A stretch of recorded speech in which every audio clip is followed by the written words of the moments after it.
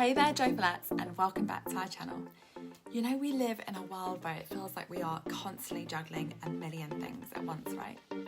Trying to cram so much into our days, and it leaves us feeling stressed, burnt out, overwhelmed. Sound familiar? Well, what if I told you there is a better way? What if we could flip the switch and declutter our tasks for greater efficiency? Because that's right, today we are diving into the art of decluttering your tasks to banish the stress and make room for more joy and the things that truly matter. I'm going to share with you 4 simple but effective tips that will help you streamline your workload and boost your productivity. I'm Danielle, your friend and transformational coach, and this is the Joyful Edit, where every day I release a new video covering all things self-development. So if that's your thing, hit subscribe now for your daily dose of empowerment. Are you ready? Now let's dive in. Tip number 1, prioritize like a pro.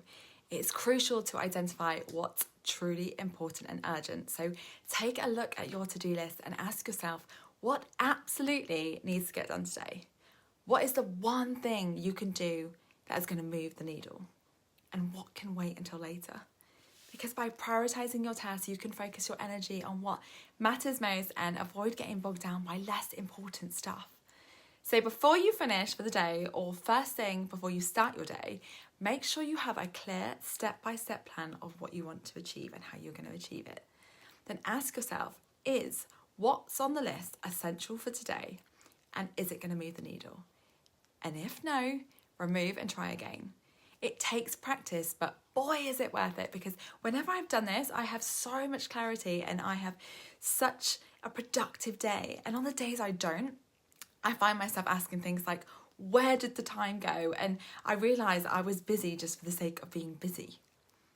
Tip number 2, master the art of delegation. Don't be afraid to delegate. We need to get rid of the fear and the anxiety that surrounds that, because you don't have to do it all by yourself. Whether it's at work or at home, there are probably tasks that can be outsourced or shared with others. Trust me, it is not a sign of weakness. It's a smart move that allows you to free up your time and energy for tasks that only you can do. Last week, I sat down with my mum and Dan and we went through all the list of actions and responsibilities, and we also went through our strengths and our weaknesses. We then aligned each of the actions with our strengths, and the ones that none of us were particularly strong at, we decided to share the load. And by doing this, you bring people into the vision and you make them feel part of a team and you make people feel valued. And it also makes things so much more efficient. And it also alleviates the pressure on you and makes you feel less alone. And remember that no successful person in the history of mankind ever did it on their own. They had a team, or they had a coach or family to help them. So embrace the people around you, because you will be so surprised by who is willing to help.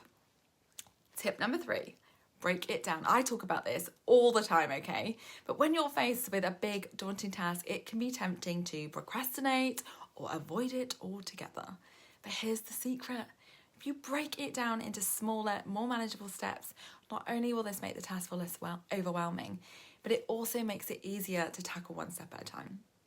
And it also identifies what things need actioning, essentially acting as a roadmap to help you achieve the task or big goal that you're working towards, which then means you can assign a realistic time frame. So for example, I have been working on something in the background, which I am unbelievably excited about to share with you all very, very soon. But if I'm honest, I was getting so disheartened and stressed out that I hadn't achieved it by X date. But then when I broke the goal down, it made me realise there are so many moving parts that I need to do before I can even release this out into the world. So now, not only do I have this amazing roadmap, but I also have a realistic time frame, which has released so much stress and pressure and disappointment. Yes, I am human too, and just like you.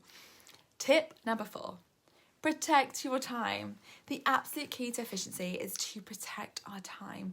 So whether it's mindlessly scrolling through social media, getting sucked into endless email chains, or attending meetings that could have been an email, yes, we know the ones, pretty much all meetings. These distractions eat up our precious time and our energy. So it is time to say no and set boundaries and limit our screen time. Be ruthless about what deserves your attention, because your attention is precious. For me, I started noticing I was scheduling meetings that, well, whilst they were really important, they were massively affecting my productivity because of the time that I scheduled them. Now, as you may know, I have ADHD, so when I'm in the flow, I need to be left alone, because when I'm in that state, I can do more things in 3 hours than I could do in 3 weeks. It is awesome, but it's kind of rare. But I was booking meetings during these peak states and often at the beginning of the week.